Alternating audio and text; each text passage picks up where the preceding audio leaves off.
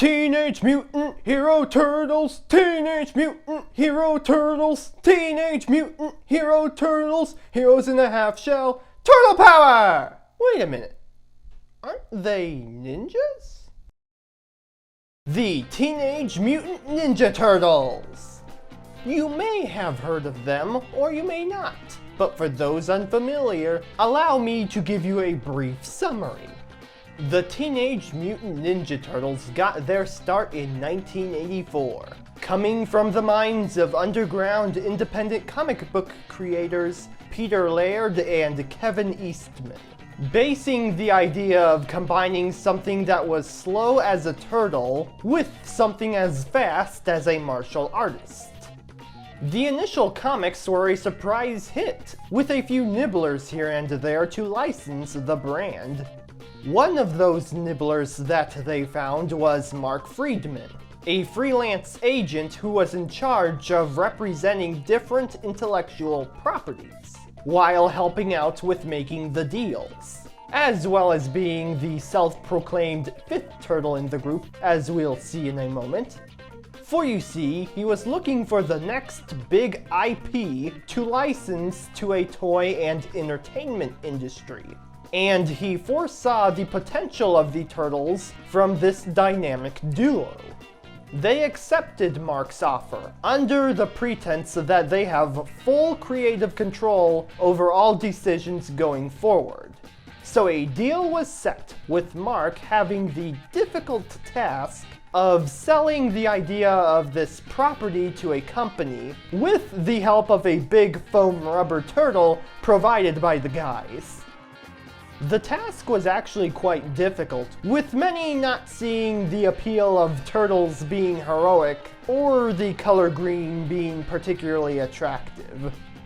Not helping matters was that the word ninja at the time still had associations with hired assassin, which didn't sound too appealing for a children's toy line, especially for parents. Eventually, after several rejections from other companies such as LJN and Mattel, Mark ends up calling a friend of his, Richard Salas, who was recently hired to work for a company called Playmates Toys. Mark sent in a life-sized replica of one of the turtles to Richard, who after seeing it was eager to hear more. Afterwards, they had a deal with Playmates, but then having another issue to deal with: family friendliness. You see, the original iteration of the Turtles was known to be violent and graphic, which ironically fit into the definition of what others expected when they heard the word ninja. To make their concept work, the Turtles undergone something of a transformation, which was not only reflected in the toys, but also the show. Especially the show, as a matter of fact, as before debuting the Turtles with their initial 5-part miniseries, the people in charge made a few changes. First was giving the Turtles distinct bandana colors and belt buckles, so that it would be easier to tell them apart. Second was giving them distinct personalities, so that there wouldn't be any redundant members of the group.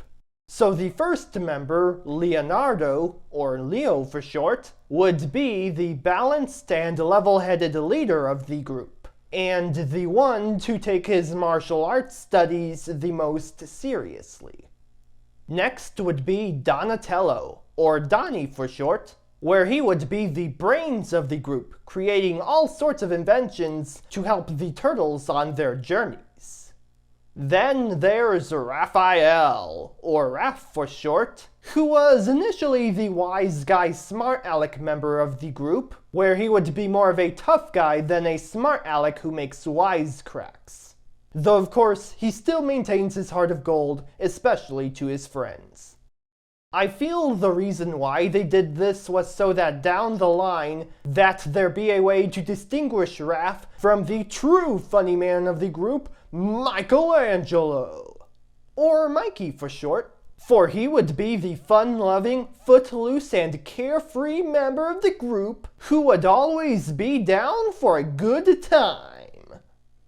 But regardless of whoever might be your favorite, there would be two things that would always stick with the turtles throughout their various incarnations. First is that they were to be honorable ninjas that would defend their home from the forces of evil. And two is that they would always have a love for pizza. However, an aspect of one of those things would have to change when taking the brand over to Europe, specifically the United Kingdom.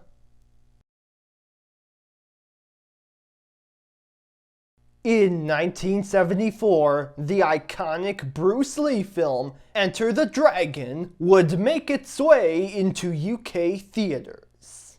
This being a little while after its initial release in the United States in 1973. And just like with other regions of the world such as the aforementioned United States, it would be a smash hit in the UK as well. However, as is the case with anything that is popular, the film facilitated the spark of a martial arts craze going on there. For you see, Enter the Dragon wasn't the only major martial arts film to be released at the time. But that didn't help its case with concerns over cases of injuries involving nunchaku, otherwise called nunchucks. The reason why was that British street gangs in the UK were using weapons from popular movies to harm one another. One of those being the aforementioned nunchucks. So thanks to the association with the violence of youths, the nunchucks were seen as easily obtainable and dangerous weapons. James Furman, or is it Furman? A prominent figure of the British Board of Film Classification, or BBFC for short, took advice from various sources such as law enforcement to ban the usage of certain weapons, words, and themes from all UK localized versions of TV and film. This would result in the ban of nunchaku and shuriken in 1975. And not just any ban, but a ban so severe that the mere existence of nunchucks existing would have an entire scene removed, just because the nunchucks were barely in the frame. So you can probably imagine the treatment that poor Mikey, master of the nunchaku, had to go through just to appear on screen sometimes. Some examples being shown right now. But it wasn't just the nunchucks and shuriken, but the term ninja would also face heavy censorship. Remember the initial concerns some people had with showing a show about hired assassins to kids? Despite this incarnation of the Turtles being anything but that definition. Well, those localizing the brand must have also had the same concerns in the UK, as the Teenage Mutant Ninja Turtles would become the Teenage Mutant Hero Turtles.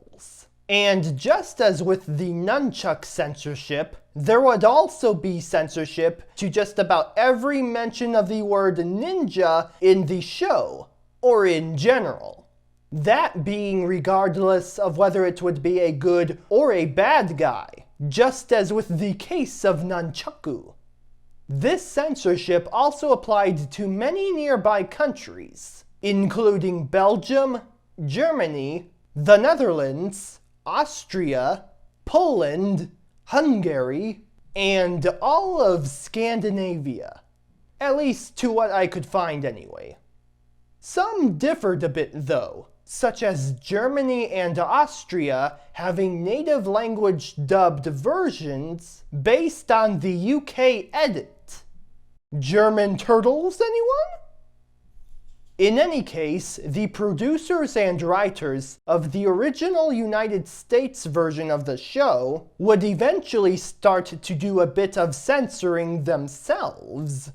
This notably resulted in Mikey in the 4th season of the show and onwards preferring to use the turtle line grappling hook as his main weapon, as well as other unconventional weapons such as rocks. The nunchucks still exist, however, with the occasional use of them here and there, but as for being his go-to weapon, that would be the turtle line grappling hook. At least for the remainder of the show. You might be asking if this Heroes turtle branding applied to everything in the UK. Well, yes and no. A better answer to that question would be inconsistent. For example, the live-action Ninja Turtles films around that time would for some reason carry the original Ninja Turtles title, instead of the usual Hero Turtles title. Scenes involving nunchucks would still be removed, though at this point had some extra takes done so as to work around the censorship of some scenes. Though not every scene was made in mind here, as the scene that would be inevitably cut would be the scene of Mikey and a random Foot Clan ninja showing off their nunchaku skills to one another. Bruce Lee style, of course. Another inconsistency would be some of the video games, where despite having the Hero Turtles name in the title, Michelangelo was allowed to use nunchakus here and there. So to say the least, it wasn't consistent across the board. But anyway, after the release of the first movie, most of the board was starting to feel that the censorship over ninjas and nunchaku should stop at some point. 1991 did have the BBFC sort of easing on the restriction by saying that they would allow the brief usage of nunchucks in a scene, but this didn't ultimately do much. Because just in the second movie, where Mikey uses sausages in the same vein as nunchaku, on some robbers, the scene would end up getting removed anyway. So when it came to the 90s live-action TV series, Ninja Turtles: The Next Mutation, Mikey would end up wielding a pair of tonfa, a different type of martial arts weapon, similar to the case with the cartoon. Though getting back to the other merchandise, we have the video games in the 80s and 90s being released with some inconsistencies. For despite having the Hero Turtles branding, virtually nothing about the weapons being used was changed. This was largely due to video games lacking an age rating system in Europe at the time. Though funny enough, the BBFC would end up giving age ratings to video games later on, and would enforce their standards on other games, such as Tenchu Stealth Assassins, which had throwing stars replaced with throwing knives.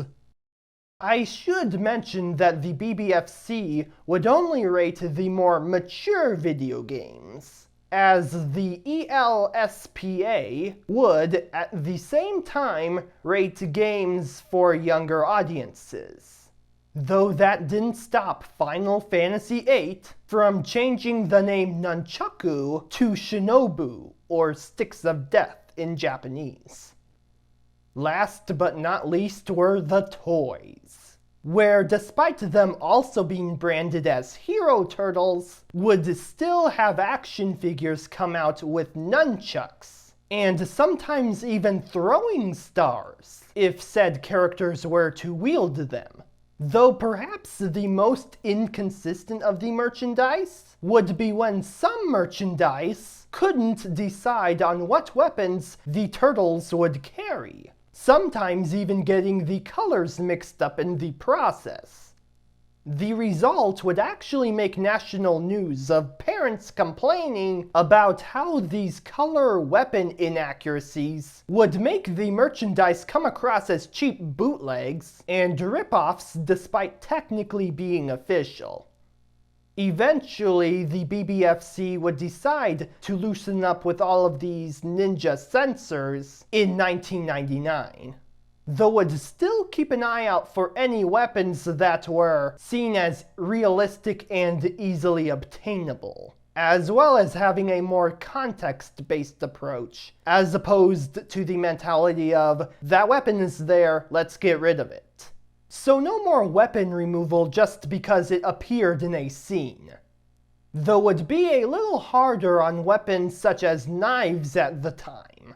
Still, the results were some previous movies such as Enter the Dragon finally getting an uncut release in European territories, with the BBFC lightening up over time with weapons in general. And for those curious, the people to take over rating video games in at least some European territories would be PEGI, as the BBFC would stop rating video games come 2012. At some point in 2012, anyway. Phew! And that's the story of the Teenage Mutant Hero Turtles in Europe. Or more specifically, a portion of European territories. In either case, by the time the restrictions went, it would be just in time for the 2003 incarnation of the Teenage Mutant Ninja Turtles to air on European TVs without any further interference. Though when it comes to localization, it wouldn't just be with cases of censorship. Join me next time as we go over an example of localization that is meant to make a brand more appealing in another country. But for now, have fun with your challenge, and I'll see you again next time. Bye!